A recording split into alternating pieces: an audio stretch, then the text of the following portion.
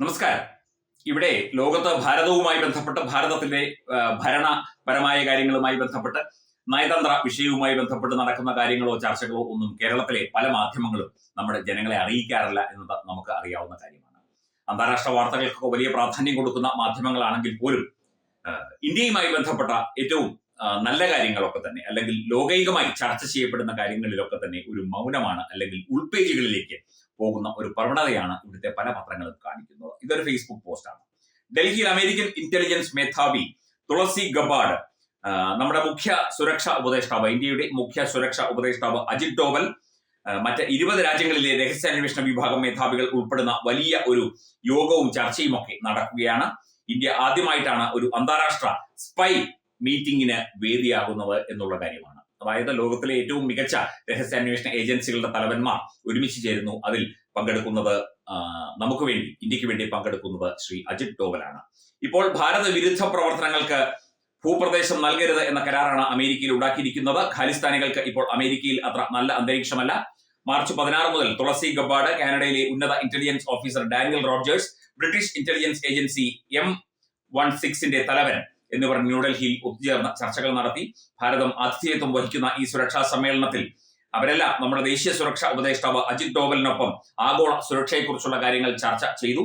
എന്നാൽ നമ്മുടെ മാധ്യമങ്ങൾ ഇതിന്റെ പ്രാധാന്യം മനസ്സിലാക്കിയിട്ടുണ്ടോ എന്നുള്ള ഒരു സംശയമാണ് ഈ ഒരു പോസ്റ്റിൽ പ്രകടമാകുന്നത്. തീർച്ചയായിട്ടും ഇത്രയും പ്രധാനപ്പെട്ട ഒരു മീറ്റിംഗ് നടക്കുമ്പോൾ, ഇത്രയും ആഗോളതലത്തിൽ ചർച്ച ചെയ്യപ്പെടുന്ന, ശ്രദ്ധിക്കപ്പെടുന്ന തുളസി ഗബാർഡിനെയും അജിത് ഡോവലിനെയും പോലെയുള്ള മഹാരഥന്മാർ പങ്കെടുക്കുന്ന ഒരു സുരക്ഷാ കൗൺസിൽ യോഗം നടക്കുമ്പോൾ, ആഗോള സുരക്ഷയുമായി ബന്ധപ്പെട്ട ഒരു യോഗം നടക്കുമ്പോൾ ഇവിടുത്തെ മാധ്യമങ്ങൾ, ദേശീയ മാധ്യമങ്ങളിൽ ചിലത് നൽകിയിട്ടുണ്ടാകാം, എന്നാലും പല മാധ്യമങ്ങളും ഈ വിഷയത്തിൽ കണ്ണടയ്ക്കുന്നു എന്നത് പരിശോധിക്കപ്പെടേണ്ട വിഷയം തന്നെയാണ്.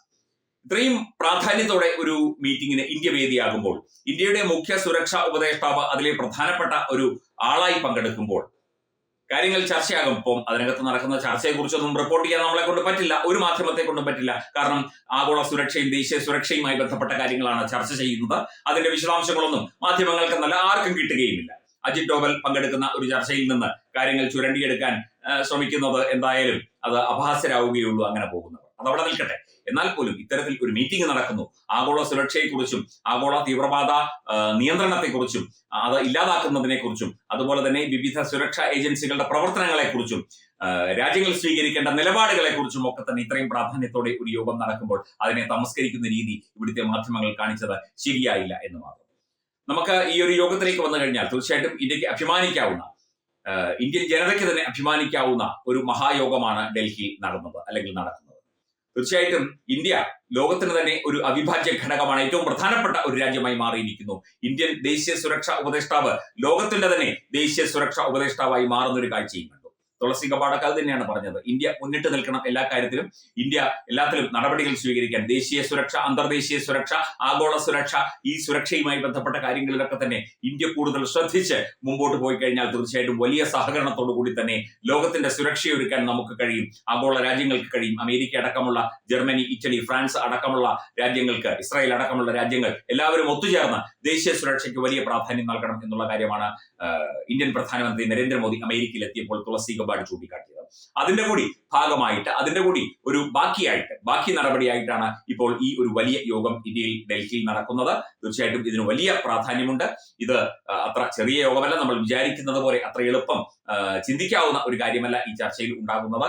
ഈ മാധ്യമങ്ങൾ ഇത് തമസ്കരിച്ചാലും വാർത്ത കൊടുത്താലും കൊടുത്തില്ലെങ്കിലും ഒക്കെ തന്നെ ആഗോള സുരക്ഷയുമായി ബന്ധപ്പെട്ട, അന്തർദേശീയ സുരക്ഷയുമായി ബന്ധപ്പെട്ട ഏറ്റവും പ്രധാനപ്പെട്ട കാര്യങ്ങളായിരിക്കും ഈ യോഗത്തിൽ ചർച്ചയാവുക. അതിനുശേഷം ശക്തമായ, യുക്തമായ തീരുമാനങ്ങളും ഈ യോഗം സ്വീകരിക്കും. കാരണം അജിത് ഡോവലാണ് ഈ യോഗം ഹെഡ് ചെയ്യുന്നത്. അദ്ദേഹത്തിന്റെ ആശയങ്ങൾ, അദ്ദേഹത്തിന്റെ ചിന്തകൾ, അദ്ദേഹത്തിന്റെ സുരക്ഷാ സംവിധാനങ്ങളൊക്കെ തന്നെ നമുക്കറിയാം.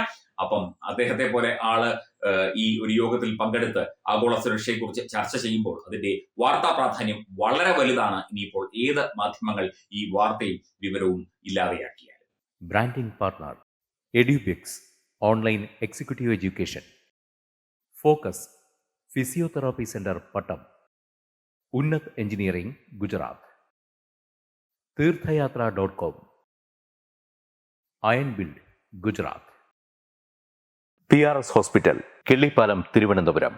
5 തലമുറകളായി നിങ്ങൾക്കൊപ്പം. തുമ്പമൺ ശ്രീ വടക്കുംനാഥൻ ക്ഷേത്രം, അമ്പലക്കടവ്, പത്തനംതിട്ട. ശ്രീമദ് സ്കന്ദപുരാണ മഹാസത്രം 2025 മെയ് 11 മുതൽ 18 വരെ ബ്രഹ്മശ്രീ മുംബൈ ചന്ദ്രശേഖര ശർമ്മയുടെ മുഖ്യ കാർമ്മികത്വത്തിൽ മഹാഗണപതി ഹോമം, സ്കന്ദപുരാണ പാരായണം, മഹത് പ്രഭാഷണങ്ങൾ, പൂജഹോമാദികൾ, കലാസാംസ്കാരിക പരിപാടികൾ. സത്രയജ്ഞ കർമ്മങ്ങളിലേക്ക് എല്ലാ ഭക്തജനങ്ങളുടെയും സാന്നിധ്യവും സഹകരണവും സാദരം അഭ്യർത്ഥിക്കുന്നു. മഹാസത്രവേദിയിൽ മെയ് 18 പഴനി അരുൾമിക ദണ്ഡായുധപാണി സ്വാമി ദേവസ്ഥാന അർച്ചക സ്ഥാനികർ ശ്രീസെൽവ സുബ്രഹ്മണ്യ ശിവശാരിയാരുടെ മുഖ്യ കാർമ്മികത്വത്തിൽ നടക്കുന്ന അതിശ്രേഷ്ഠവും സർവൈശ്വര്യദായകവുമായ സ്കന്ദഹോമം. സ്കന്ദമഹാപുരാണ സത്രത്തിന്റെ ആദിമധ്യാന്തമുള്ള സമ്പൂർണ്ണ തത്സമയ കാഴ്ച തത്വമയി നെറ്റ്വർക്കിൽ.